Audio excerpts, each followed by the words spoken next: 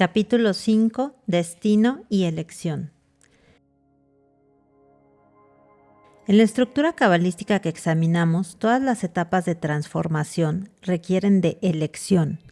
Elegimos ejercitar nuestra voluntad, elegimos el objetivo y el plan, y ciertamente tenemos una serie de opciones de actividades que expresan esa voluntad, ese objetivo y ese plan. Pero, ¿qué es la elección?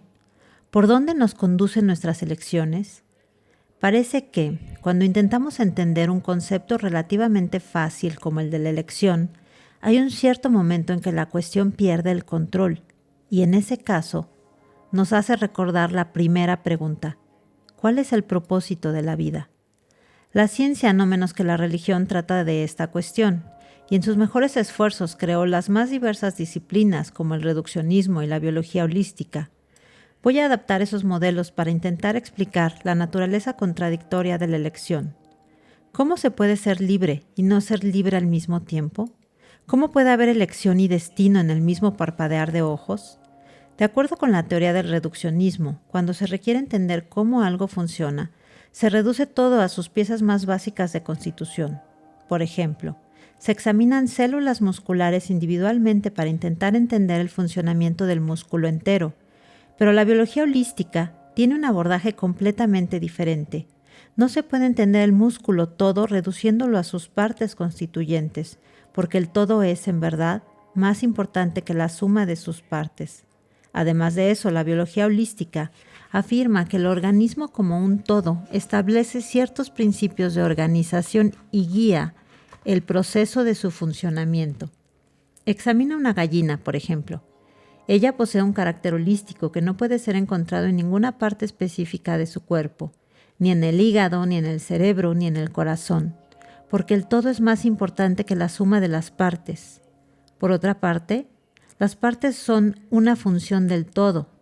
Este todo abstracto existe y busca ser expresado a través de sus partes, más allá de establecer ciertos principios que gobiernan el proceso de funcionamiento.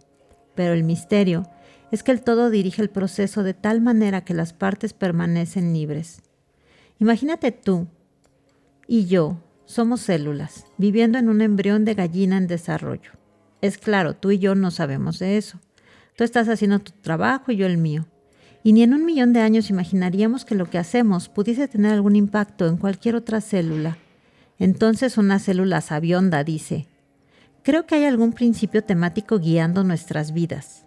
Y aunque pensemos que nuestras actividades sean aleatorias, incoherentes y fragmentadas, realmente creo que de algún modo, de una manera que no percibimos, estamos contribuyendo para un plan mayor que se cumple por nuestro intermedio. Todas las otras células piensan que aquella célula está loca, pero ella está totalmente empeñada en probar su teoría y construye una máquina, un cohete. La célula viaja y vuelve trayendo fotos de la gallina que comprueban que cada uno de nosotros contribuye para el desarrollo de ese organismo mayor, una gallina cósmica. Tú pensabas que estabas apenas cuidando de tu vida, pero en verdad estabas formando el pico. Y yo creía que no tenía nada que ver contigo, pero en verdad yo ayudaba a formar las patas. Constantemente y desde siempre hubo una estructura que no percibíamos que existía, pero para la cual estábamos contribuyendo. Así es con nuestras vidas. Y la historia de la Torá sobre la Torre de Babel y la subsecuente dispersión de los pueblos de la tierra trata en verdad de reduccionismo y holismo.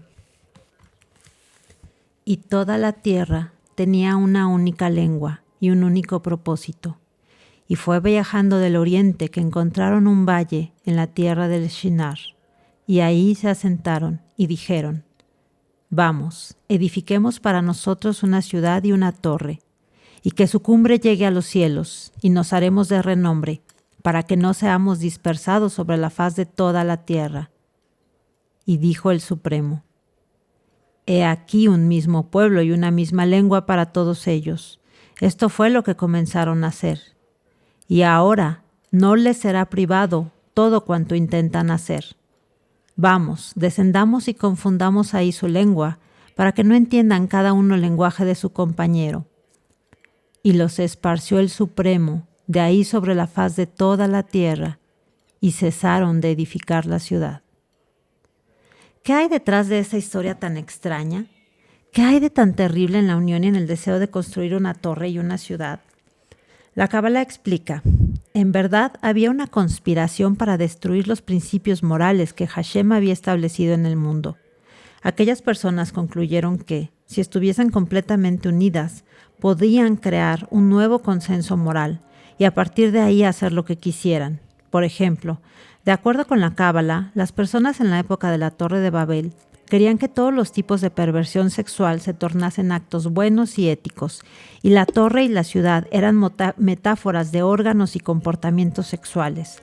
Ellos decidieron que la moralidad era solo un contrato social, que podía ser determinado por la propia opinión unificada de ellos.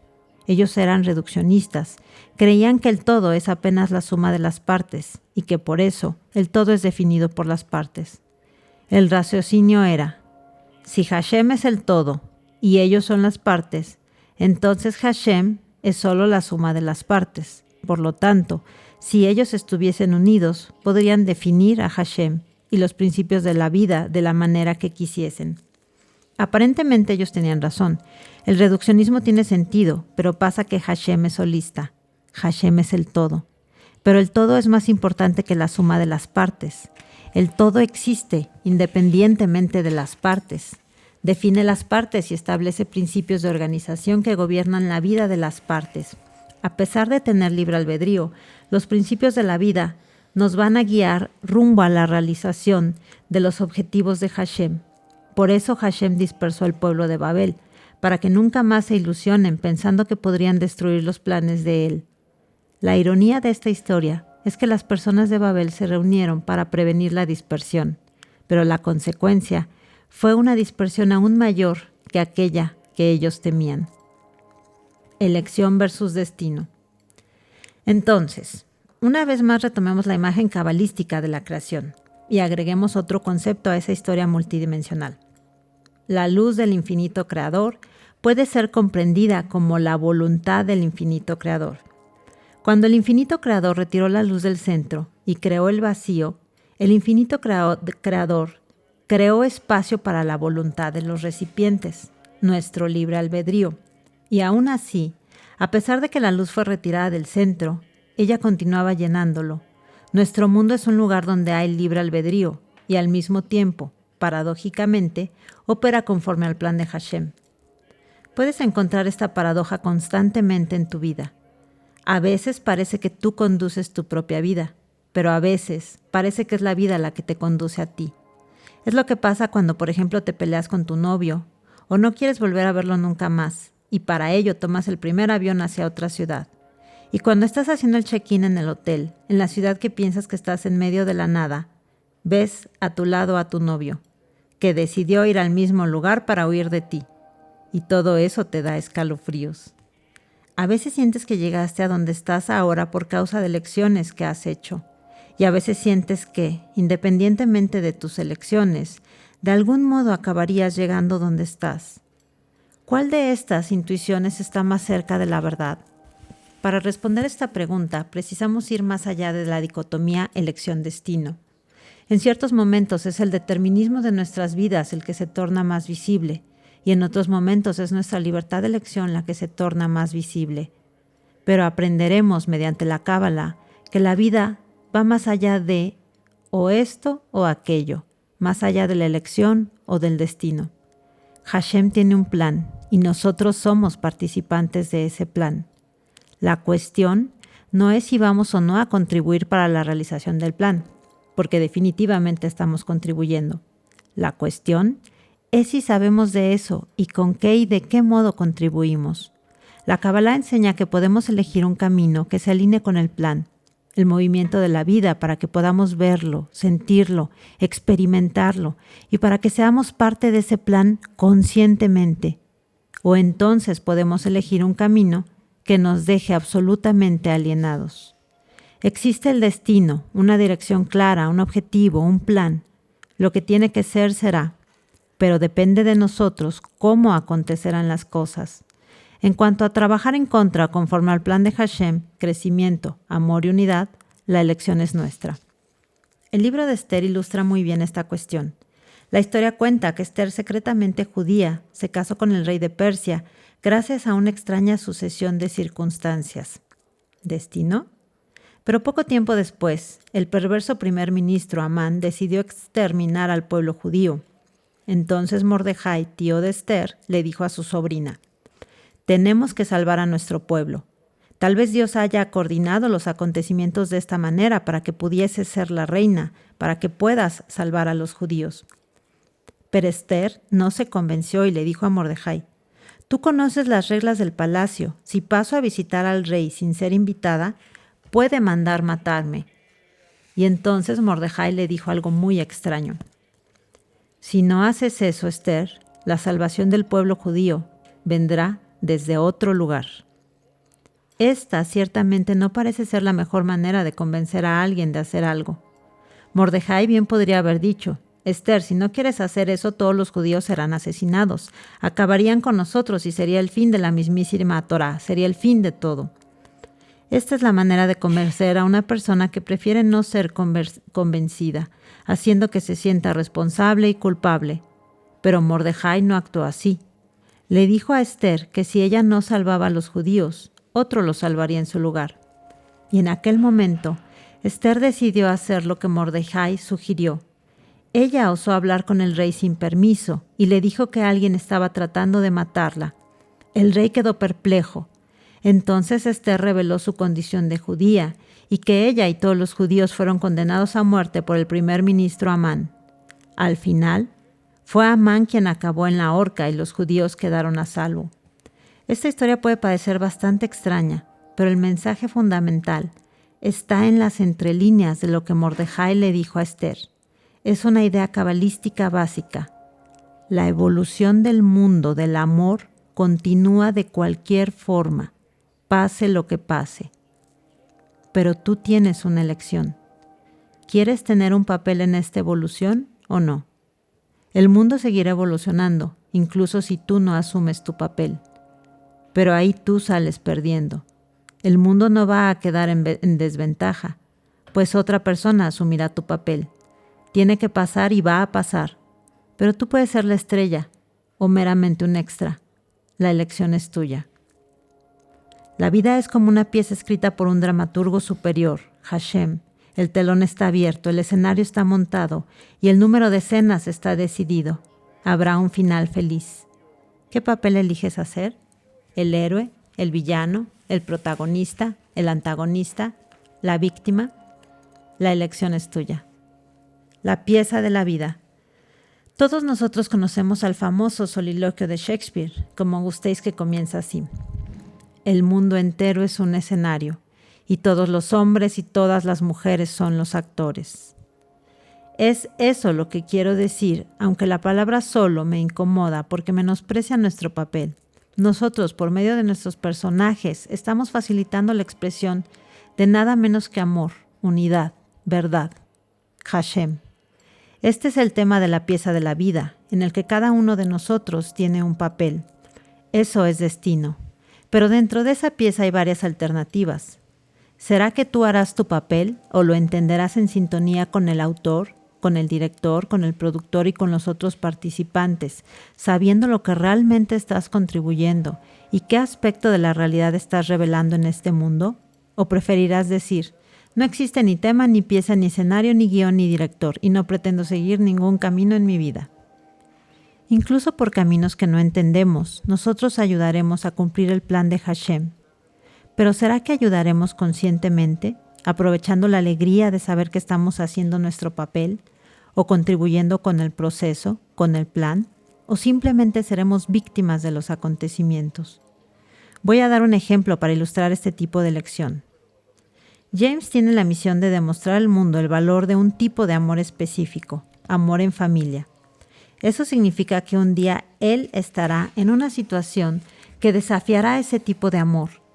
Y su respuesta a ese desafío será demostrar el valor del amor en familia. Entonces James se casa, tiene hijos y ama mucho a su familia. Trabaja duro, sustenta a su familia y pasa bastante tiempo en casa jugando con los niños. Entonces un día su jefe lo llama y le dice: «Tenemos una oportunidad fantástica para ti, James. Queremos que vayas a Londres a cerrar un gran negocio. Estarás lejos de tu familia, solamente por 2 semanas. Ahora James tiene un dilema, familia o carrera. Pero él decide rápidamente, es bastante claro, la familia está primero. Le pregunta a su jefe, ¿cuándo sale el próximo avión para Londres? Porque James piensa, si viajo por solo 2 semanas, imagina solo el dinero extra que voy a ganar para mi familia. Voy a poder comprar tantas cosas, ir de vacaciones, es todo por ellos. James vuelve de Londres y su familia está un poco aburrida, pero él ganó más y todos entienden el sacrificio que tuvo que hacer por la familia. Entonces el jefe llama a James nuevamente. Excelentes noticias, tuviste el mayor de los éxitos en Londres. Esta vez te enviaremos a Bélgica por 1 mes, solo 1 mes, y ganarás $50,000 adicionales. Y resurge el dilema, familia o carrera. La elección es obvia, ¿o no? Familia. Le pregunta al jefe, ¿cuándo sale el próximo avión para Bélgica? Porque, por supuesto, piensa en lo que podría comprar para su familia con $50,000. Esa cifra puede ayudar a comprar una casa nueva con pileta.